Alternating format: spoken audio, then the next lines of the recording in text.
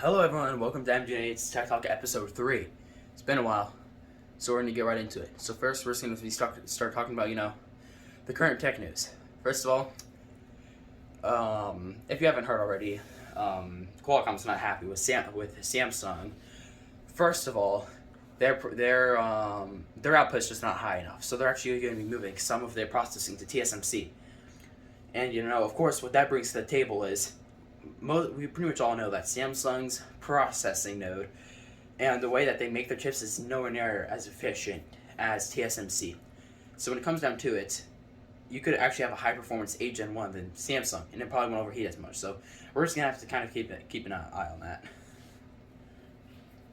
And that's interesting considering TSMC's, like, I think they said the 7th largest chip maker in the world, which was kind of surprising to me. I thought maybe they would be higher than that, but I think when I looked at the rankings, I just saw that in an article, but you can correct me in the comments below if that's not correct, but I know I read an article on it talking about it. But anyhow, quality over quantity, because clearly the efficiency of the TSMC platform results in better cooling efficiency, probably better overall function of all the chip components in general. So Yeah, and that's proven with the iPhone because Apple trusts TSMC to make their A15 Bionic chip.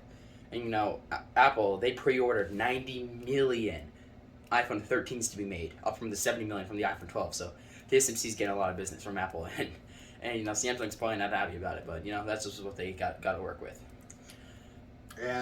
But my question is how are we going to know specifically which upcoming smartphones are going to have this new, if you want to say new and improved 8 Gen 1 chip in it? So, but I there's a lot of speculation, a lot of rumors, but if you're that into it, like a lot of our subscribers are and we are, you just do the digging and you'll figure out which phones, probably any phones that come out, let's say late spring, early summer onward. I would say for sure starting in the summer, any phones, there's a good chance that they're going to be TSMC, especially any from Asia region.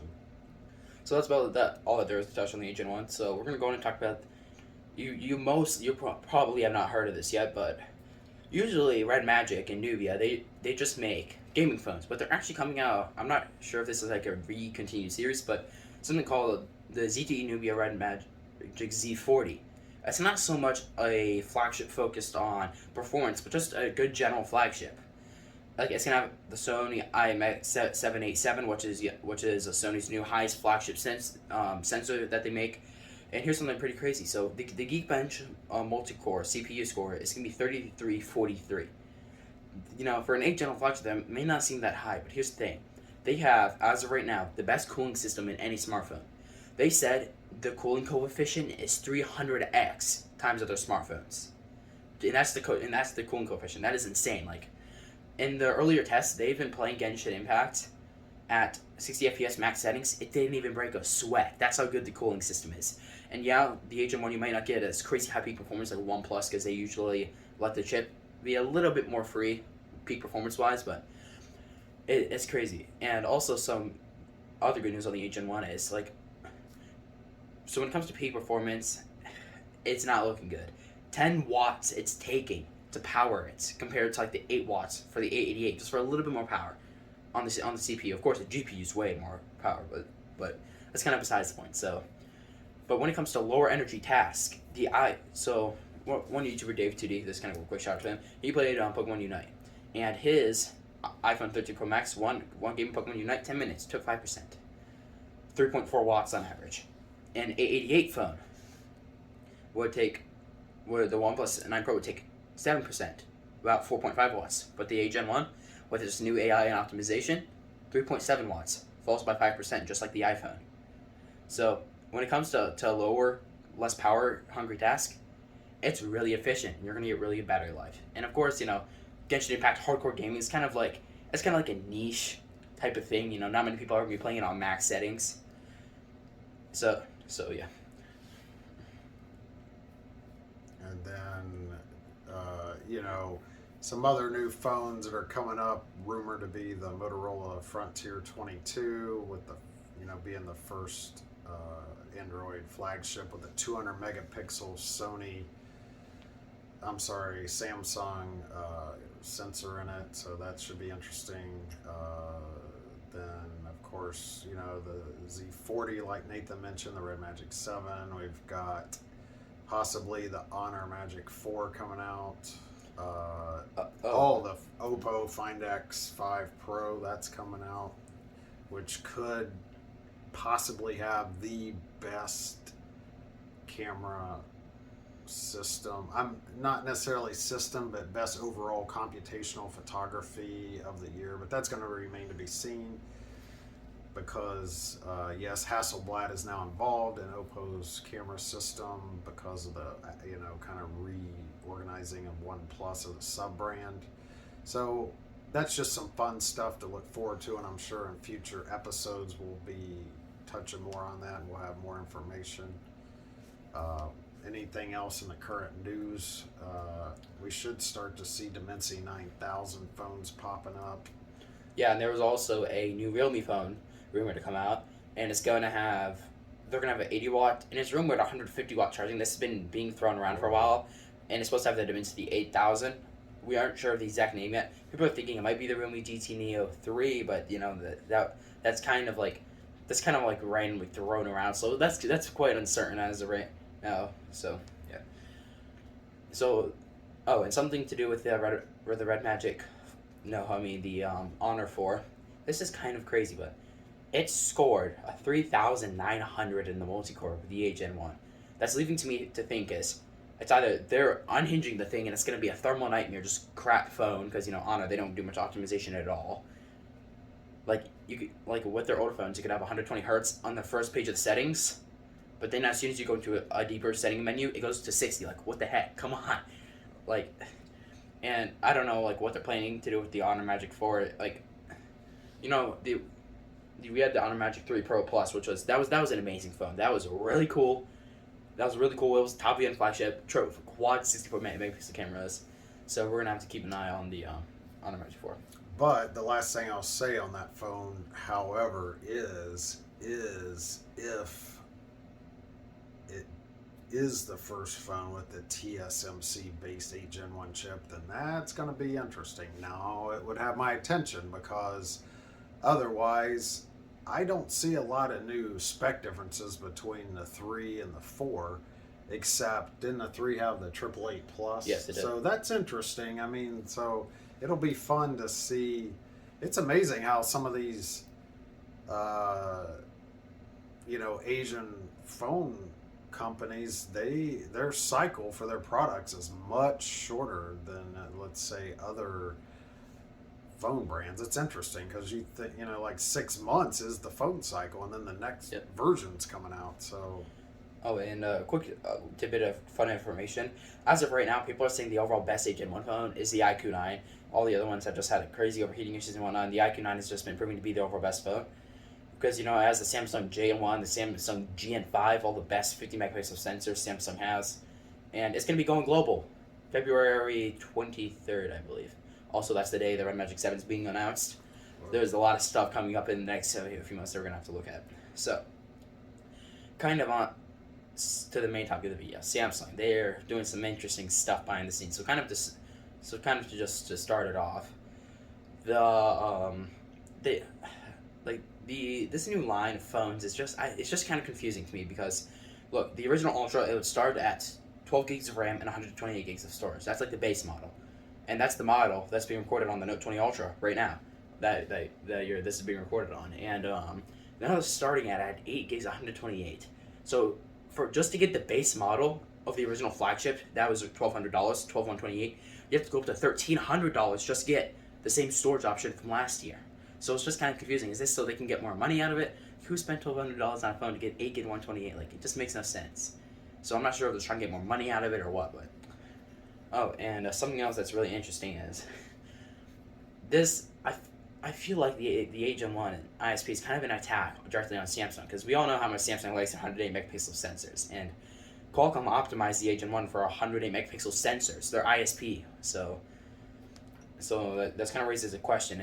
Like, is this kind of an attack on just Samsung directly kind of like knock out the Exynos chip, or is this just happen to be what they're coding the ISP for? So, Oh, I know we're talking about Samsung, but before I forget, I wanted to throw one more tidbit in here about the RedMagic 7. And of course, these are all leaks and speculations until the phone's actually released and we know everything for sure. But I saw an article that was talking about how Nubia might be including what they call their own gaming chip. So I don't know if they have some unique component they're putting in the phone that's going to help so is this optimize it. So is this going to be kind of like similar to how Vivo put their own ISP, like the Vivo V1 chip in the X70? So it might have. So I don't know. Would that be their own GPU then? Is that what that would be? Man, that wouldn't be their own GPU because that's integrated into the Agent 1. So it would be. I'm trying to think what. I mean, so it'll probably be like some kind of chip that just is just extremely optimized for their operating system. Yeah. So it's probably just like something that's really optimized for the operating system. But anyway, so we'll cover more about that in a future episode. So let's get back on the topic of the S22 line. And apparently, the early images of it are stunning. Like, just the images from the S22 Ultra are just completely off the charts. Just insanity. Like with the new ISP, you can get. So first of all, let's just start it off with the straight up camera specs. Same as last year. So they're playing it safe, but they're playing it safe for a reason. They have it optimized to a T at this point. The 30x zoom images that I'm already seeing, 30x to 30x. The S21 Ultra looks pretty good. Of course, better than all the other phones out there. But the 30x on the S22 Ultra looks like a straight up close up portrait shot. It's insane how good it looks. Like, I'm just blown away. And also, they have the technology now to take a 108 megapixel picture and a 12 megapixel picture at the same time, and within seconds fuse them together with the new extreme AI power of the ARM v9 architecture and the Agent 1 to have a perfect balance of low light performance and super high detail. So let's just say you're taking a 4K image, it'll take an 8K image, but then a 1080p image, taking all the light, taking all the detail, fuse them together for just a stunning image. Like, all this crazy all this new technology is crazy. Yeah, so some images I saw, especially when you're zooming in, space zoom, I'd say 30x on out. It looks like the AI, and like Nathan was talking about, the computational aspect, it's really sharp. I mean, compared to like shots from the S20 Ultra, the S21 Ultra, it's really if you like zooming in on things, the detail does seem to be like shockingly better on the S22 Ultra, and probably the whole S22 line in general compared to their counterparts from previous years. But also a big thing which remains to be seen, we got to get some more like tests done on it, but the night photography on the S22 Ultra is supposed to be leagues ahead of the S21 and the S20. So we'll see how this plays out. I mean, I guess, some of us were looking forward to Samsung just shocking us all, doing the camera deal with Olympus, rocking the 200 megapixel main sensor and just saying, you know what, we're back in the game. But on the flip side, maybe playing it conservatively might pay off though, because they are finally seeing the 108 megapixel HM3 sensor realize its top potential. So maybe by holding back a year or two on these crazy other camera possibilities and not wanting to relive a S20 Ultra type of situation, they have clearly said, you know what, we're just going to go for quality over shock value right now and just see what the best camera we can make. And I say all this because I do give them respect with their OG camera systems, which still kind of, you see on the Fold series, that still kind of carries over the legacy Samsung camera system. They really took that, kind of like Pixel did. They kept that same camera sensor for years, but they just kept improving it. So, okay, I'll give Samsung a chance to finally make this 108 megapixel sensor what it was visioned to be. So here we go. Yeah, and like, and with the S20 Ultra, like that was just hell for them to try and optimize it. Like, it was such a crappy phone at the beginning. Like, it just turned out horrible. But then a few months in, they were good. So I think Samsung figured out the hard lesson that in today's world, optimization is everything, and that's the reason why that they're just playing it safe, because with the S21 Ultra, they actually took their time and really thought things out and optimized it for zoom and just everything together, and they're perfecting that with the S22 Ultra. So yeah, they're kind of pulling a sneaky move with you having to pay an extra $100 just to get the base storage model that you would originally get with the S21 and things like that, but the optimization with their new cameras is also gonna be really good. And if you're watching this before the end of February, I think up until February 24th is the pre-sale period, and the 1 terabyte option, there are no deals on it other than just their trade-in. But if you opt for the 256 or the 512, they're giving you a free upgrade, which, you know, that right there is worth probably $100 for each upgrade. So if you, let's say, pick the 512 option, it's for the price of what the 256 will be after this pre-sale's over. Now, it's cool if you want to upgrade to the 1 terabyte, but the thing is, they're not giving you 16 gigabytes of RAM, so you're not going to get increased transfer speeds like you did on the S21 by, you know, going to the highest model of storage. So it's just giving you more storage. I was a little surprised, but I wasn't, because I had seen conflicting reports leading up to this release of, you know, the 1 terabyte was going to have 16 gigs. Then it wasn't. Yeah, and the biggest reason for that is the new RAM Plus, because with Android 12, every single Samsung phone that's getting Android 12 is getting the RAM Plus, which is going to be giving you 16 gigs of RAM, but only 12 gigs of onboard actual built-in RAM. So that's pretty interesting. And not to overhype the RAM Plus, because, you know, when you have virtual RAM, it's using the UFS 3.1 storage, so it's not overall as efficient or as quick as the native RAM hardware RAM is, but it does help. Like, it gives you more RAM. So yes, more RAM is always going to be more RAM no matter how you get it. It's just not going to be, so 16 gigabytes of RAM in theory in a straight line on the S22 Ultra is not going to be potentially as absolutely quick as it was on the S21 Ultra in a straight line. But if you figure in all the other things that go into the phone's computing power, like the new upgraded chip and the other machine learning aspects, yes, it's possible that the S22 Ultra will still outspeed the S21 Ultra, at least by some small margin. I know we're getting really specific here, but I'm kind of into these things, so I think it's cool to inject some of these like really minutia things, because there are people in our audience out there that are interested in these type of really nitty-gritty informational things. But so yeah, there's a lot of so Samsung is trying to hear their customers more this time, I feel like, than in the past. Like, they gave us the 1 terabyte option. So I'm not here to dog Samsung. I'm just kind of neutral and observant. I'm just sitting back waiting to see.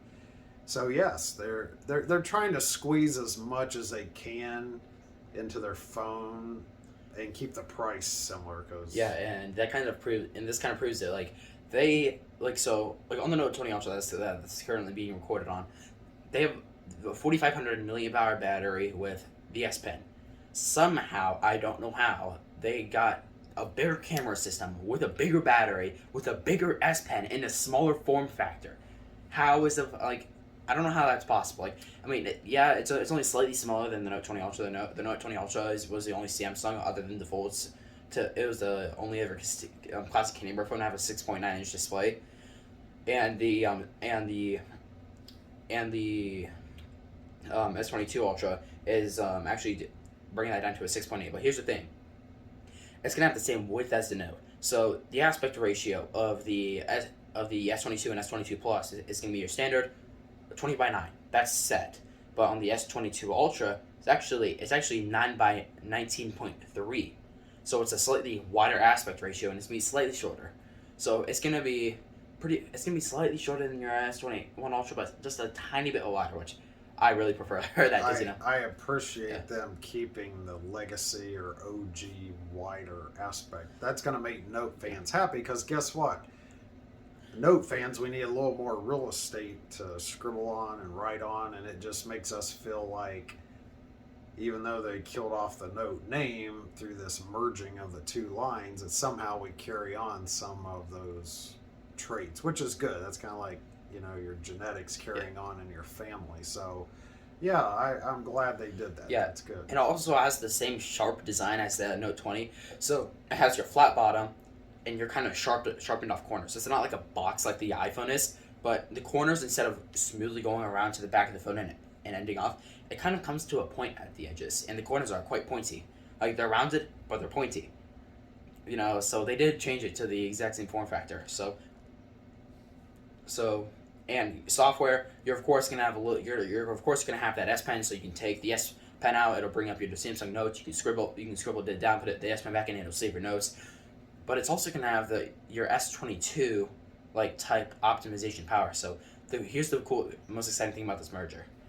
The S21 the original Galaxy S line was supposed to be Samsung's top of the end. They put everything into that phone possible to make it the most insane beast of a phone they could.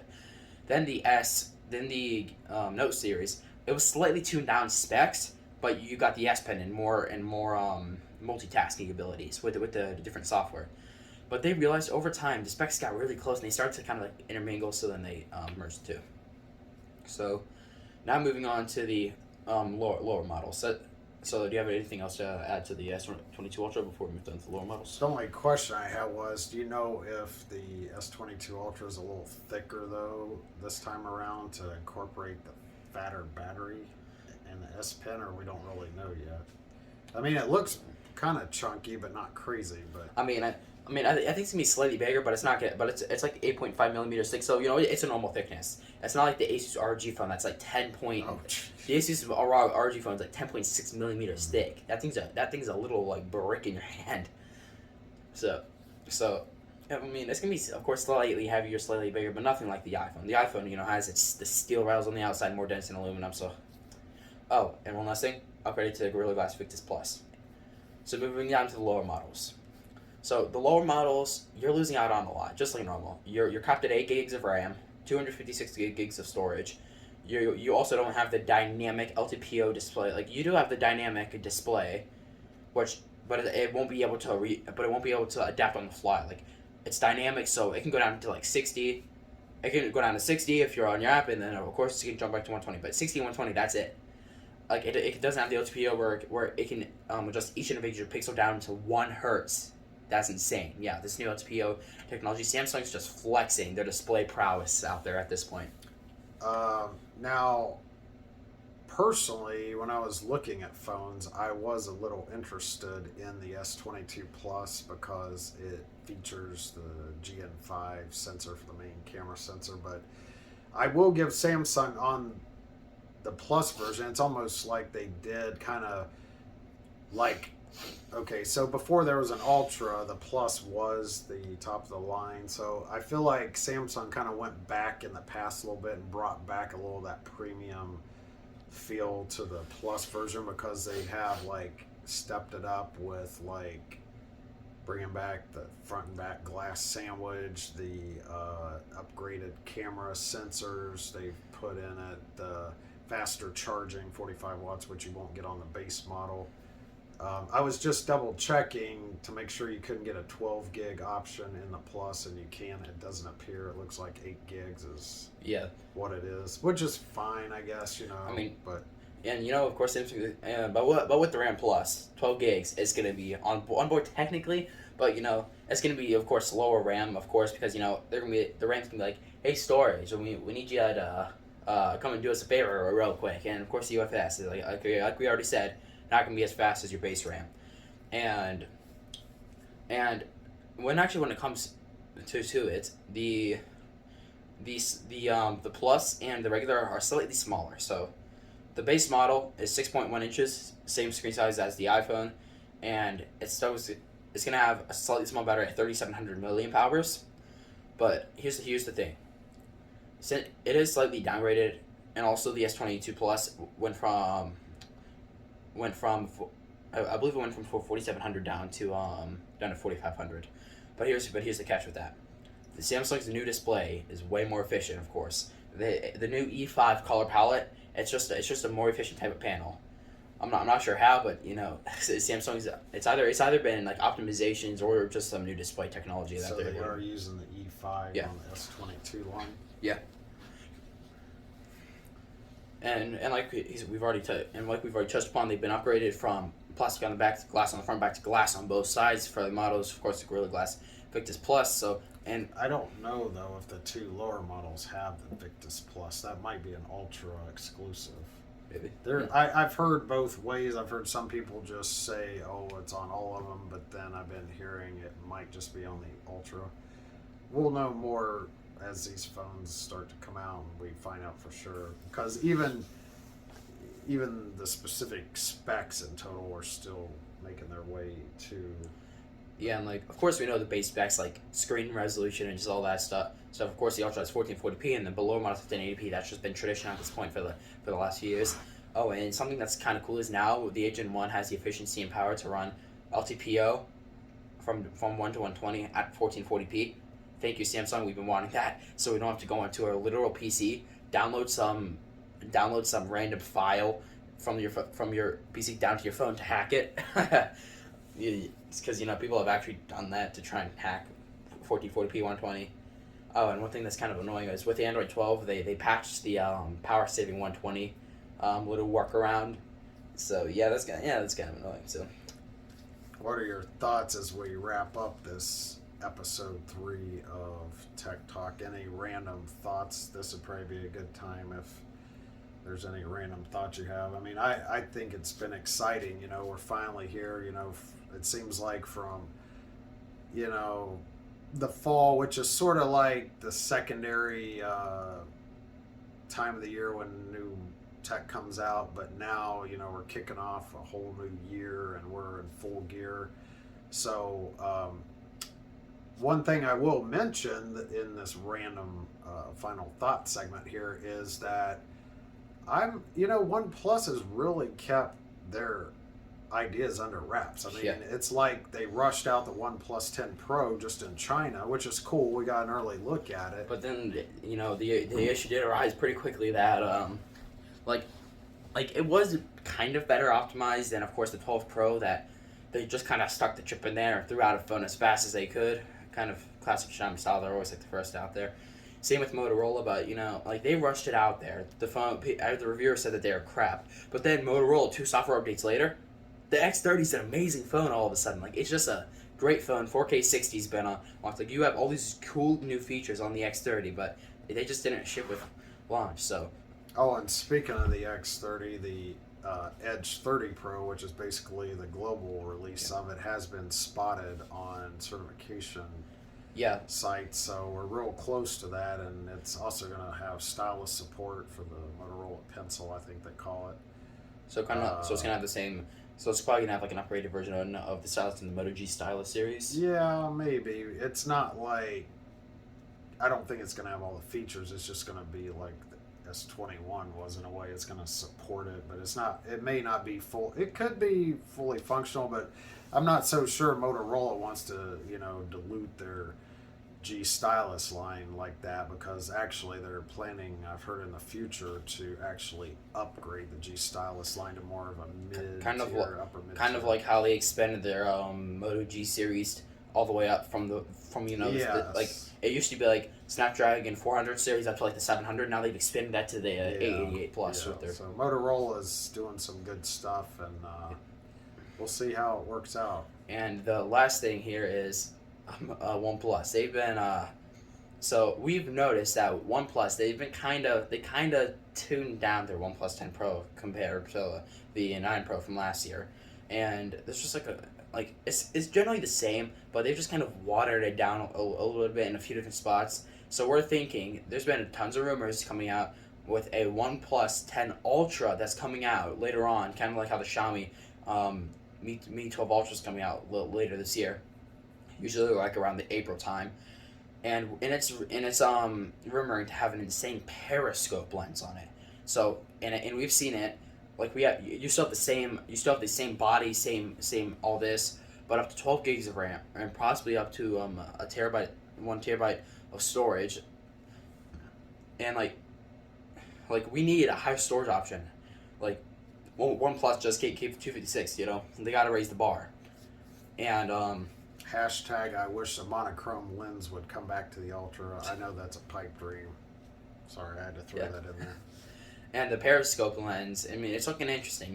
It's going to take up the entire bottom of the display, and it looks like there may be a laser autofocus module on it. I'm not too sure about that though, but yeah. I feel like this is OnePlus going into a time machine, teleporting back to 2019, grabbing the S20 Ultra and saying, you know what?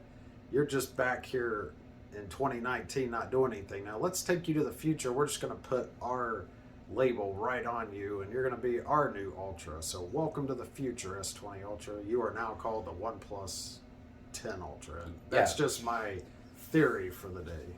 And it's just a rumor. Like the OnePlus, like the OnePlus 10 Pro, like people are saying OnePlus have settled, kind of making fun of the slogan "Never Settle," because they really never settled. They kept chasing ambition, and they kind of settled. Like I feel like the OnePlus 8 Pro and the OnePlus 8T that we have sitting right over there, they were really pushing the bar for value versus performance.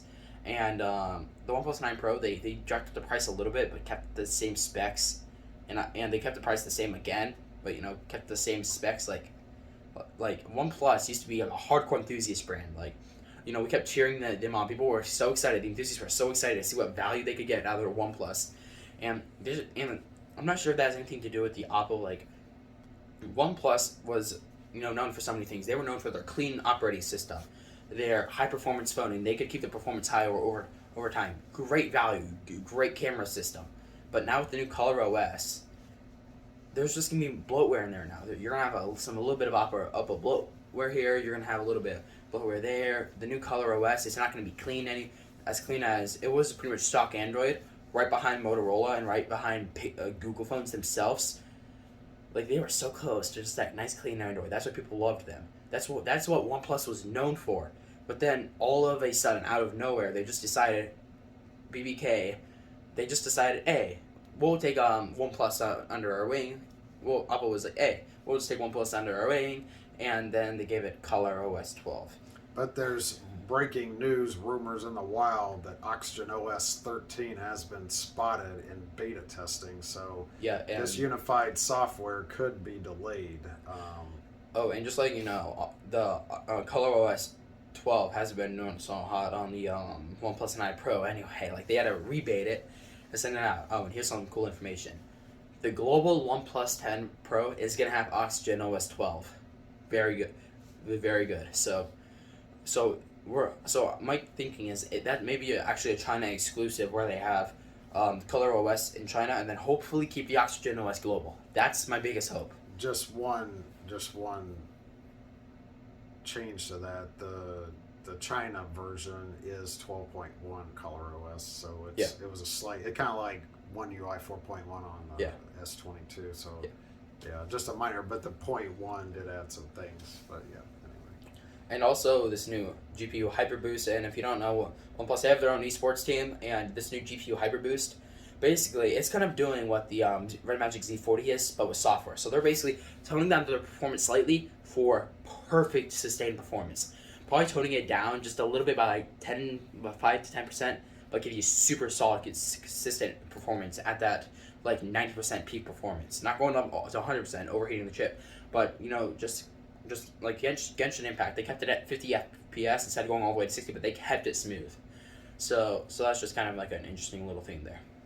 Well, I think that wraps up this episode. Is there any other any tidbits? I think we covered a lot of stuff this episode. I hope the RedMagic Nubia Z40 goes global. That would be an awesome phone to own and have, but that's probably not going to happen. But that remains to be seen. Yeah. All I can say, I know ZTE's they're doing that. Conservative on the U.S., but honestly, if they want us to buy their phones, they need to give us the good versions. So I'm just putting it out there.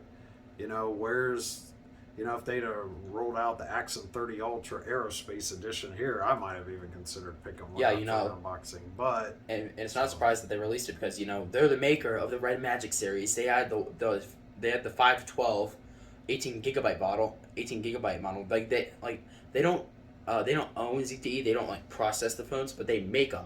ZTE is just a maker of the RedMagic series. So, and one last thing as we finally wrap up and get off here is the Z40's IMX 787 lens is going to be class-leading portrait photography. It's going to be equivalent to an old school 35mm camera framing aspect, and so far it does actually look like it's going to have that potential. Now obviously, like Nathan's continues to say, it's going to be about the optimization and seeing if Nubia can deliver on the software side, because that's going to be a big deal. And we know that they're all about gaming performance. They've never actually really optimized a phone ever, literally ever, for camera. Like the RedMagic 5 camera, we don't talk about it. It was so bad. The color palette, it looked good and all. The bokeh was really nice and all, but the quality of it just wasn't there. Well, buddy, yeah. I mean, of course, it was gaming centric though, but so it'll be interesting to see. Yeah, but their Z series is about the camera lenses. But I hear you. I mean, they do need to optimize. I think they need to take some of that camera know-how from the Z series and take it over to the RedMagic side. I'd like to see that. Kind of like how Realme and iQOO, they're gaming phones, but they're starting to go out there. Realme, they're starting to make it. The Realme GT used to just kind of be an off-brand gaming phone, but in 2021 they made it a hardcore flagship line, starting with the Realme GT, with the Realme GT 3, kind of making that their hardcore top flagship phone. All right, well, I'll let you close it out. So I hope you guys enjoyed the third episode. I thought that was quite a lot of info, but there's gonna be even more info coming here in the later weeks with the new possible OnePlus 10 Ultra. There's not gonna be all too much to talk about the Xiaomi 12 Ultra, except its camera bump might be getting even bigger. It's literally gonna be like a giant circle taking up half the phone. But yeah, so I hope you guys enjoyed this episode, and we'll see you next week.